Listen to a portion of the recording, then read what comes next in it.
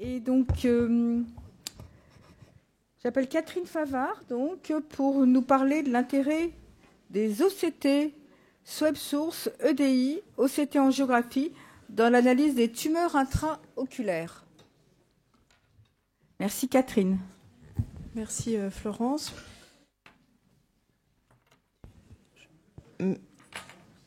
Je vais donc vous présenter l'intérêt du Web Source OCT et de l'EDI OCT pour l'analyse des tumeurs choroïdiennes, qui est une analyse toujours difficile pour obtenir un diagnostic, qui est multimodal. Et le problème des tumeurs choroïdiennes, comme M. Zographos vous en a parfaitement parlé, c'est l'interposition de l'épithélium pigmentaire qui exerce un masque.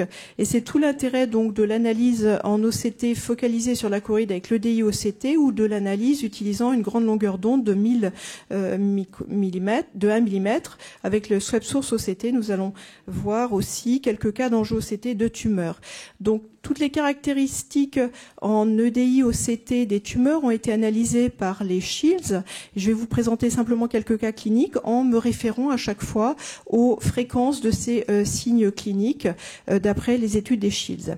Pour ce qui est des NEVI, eh bien, on a un aspect en Web Source OCT ici d'une tumeur en dôme régulier avec un shadowing choroïdien partiel. Et vous voyez que la choriocapillaire disparaît progressivement au sommet de cette tumeur. Vous avez au niveau une disparition également des épithéliums pigmentaires et des photorécepteurs, des anomalies des couches internes et externes de la rétine, ici des microkystes, et également un DSR qui est observé dans 16% des cas associés à des NEVI. Vous pouvez également, avec le Web Source, obtenir un mapping de l'épaisseur du névus. Et vous pouvez parfaitement, avec l'OCT, obtenir une mesure précise du diamètre des NEVI. Par contre, lorsqu'il s'agit de tumeurs pigmentées, vous voyez qu'il est impossible de déterminer l'épaisseur réelle de la tumeur. Ici, une lésion qui est qui est achrome, juxtapapillaire, hypofluorescente dans les deux ICG, associée à des drusones cuticulaires hyperfluorescents.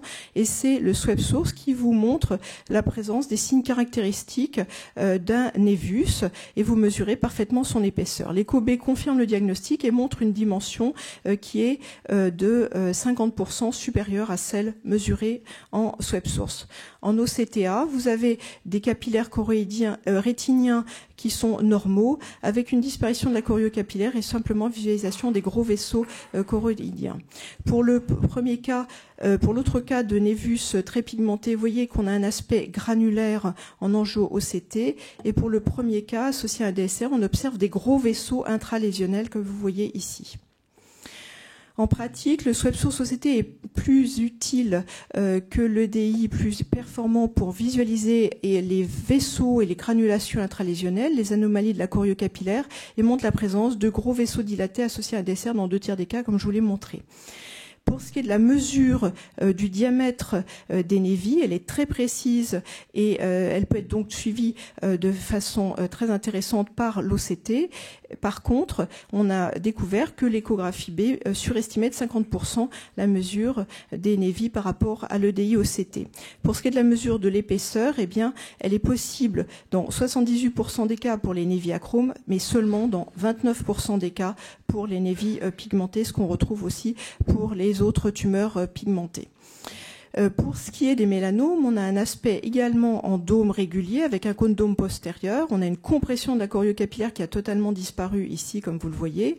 Et on a la présence d'un signe caractéristique retrouvé dans la moitié des cas, qui est celui de photorécepteurs hirsutes, les shaggy photorécepteurs, qui ne se retrouvent pas dans les NEVI, donc ce qui est important pour le diagnostic différentiel. On peut y retrouver également la présence de l'hypofuchine, et un DSR est retrouvé dans 90% des cas. Ici, un exemple avec des gros vaisseaux tumoraux anormaux hyperfluorescents en fluorescéine, avec un effet de washout au temps tardif en ICG, et la présence des shaggy photorécepteurs en Web Source. Et l'angio-OCT vous montre une raréfaction du lit capillaire rétinien superficiel et profond associé à la présence de vaisseaux choroïdiens anormaux de très grande taille, comme vous le voyez ici, qu'on voyait également sur l'angiographie et le fond d'œil.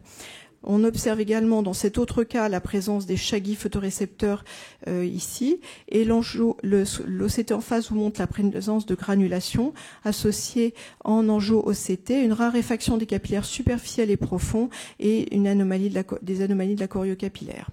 En pratique, c'est ce que tu citais Yves tout à l'heure, l'équipe de Shields a montré que pour les mélanomes, l'angio-OCT montrait par rapport à l'œil contralatéral une diminution de la densité des capillaires maculaires, surtout en profond, avec une diminution de leur densité dans 58% des cas, alors qu'elle n'est observée que dans 11% des cas de Nevi. C'était valable pour les mélanomes à la fois du pôle postérieur et périphérique, vraisemblablement par l'effet dont a parlé M. de Zographos de toxicité sur les capillaires liés à des facteurs relargués par la tumeur. Ici, pour ce qui est ensuite de l'étude des ostéomes, on a ici un aspect irrégulier de la tumeur en OCT. Et vous avez en fluorescence un aspect progressivement hyperfluorescent. En ICG, on peut voir la vascularisation de la tumeur. Donc ici, la présence d'un néovaisseau associé à cet ostéome. Et vous avez en EDI-OCT, ici, la présence de signes caractéristiques et la présence de lamelles horizontales hyperréflectives associées à des tubes horizontaux ou verticaux. Et vous avez ici la présence d'un néovaisseau. Et vous voyez que la paroi de la tumeur est complètement encochée au niveau de cet ostéome, ce qui est également un signe caractéristique. Vous voyez que les néovaisseaux sont parfaitement traités et régressent après anti-VEGF. Pour ce qui est des métastases, eh bien, l'angiographie va montrer une hypofluorescence précoce et tardive, et la présence de pinpoints périphériques est un signe caractéristique observé dans 74% des cas contre seulement 16% des cas de mélanome. Ils sont hypofluorescents en ICG, légèrement hyperfluorescents au temps tardif. Et ce qui est caractéristique, c'est la présence d'un relief très irrégulier, bosselé de la tumeur en OCT. Ici, un cas d'un patient qui avait un cancer de la prostate métastasé au poumon. Et vous voyez cette tumeur sous-foveolaire hypofluorescente en fluo et en ICG avec des pinpoints.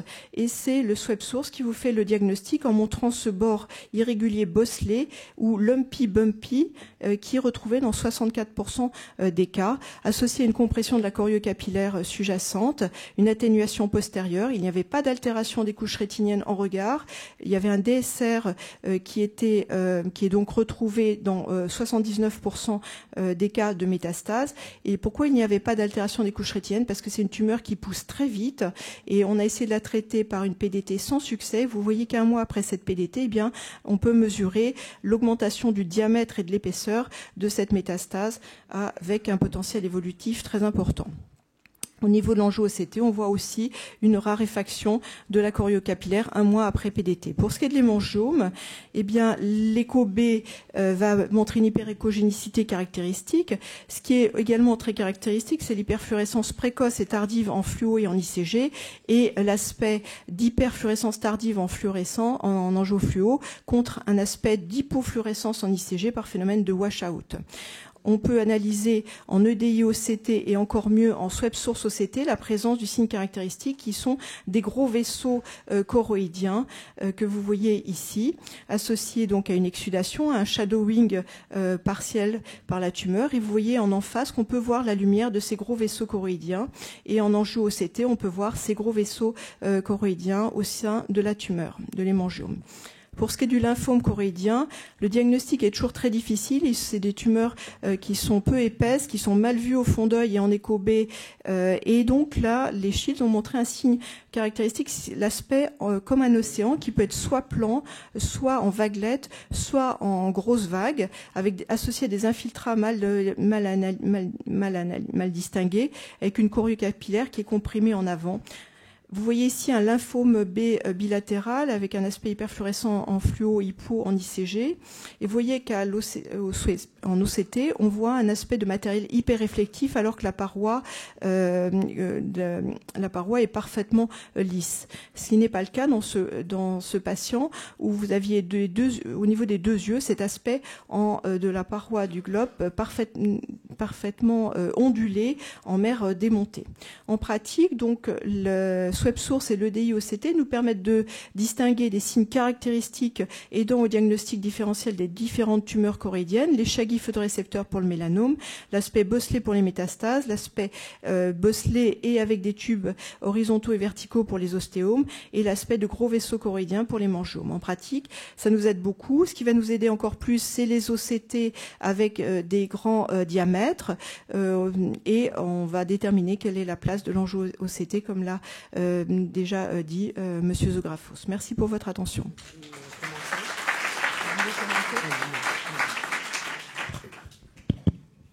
Merci Catherine pour cette superbe revue très exhaustive de toutes les tumeurs. Bon, c'est vrai que c'est un apport majeur. Bon, professeur Zographos nous a déjà montré des images. Est-ce que quelqu'un a des questions à poser?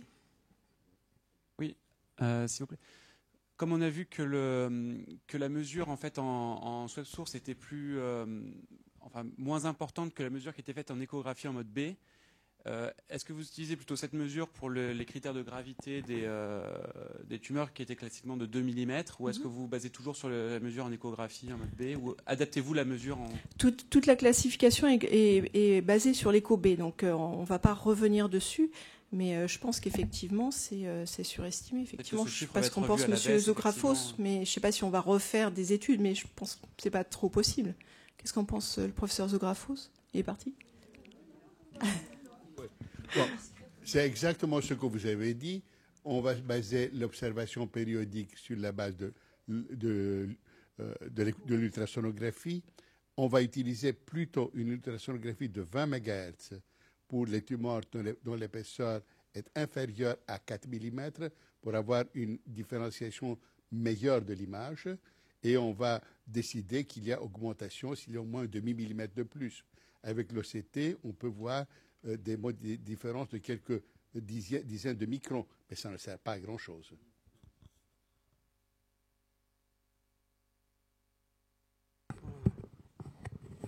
Bon, merci.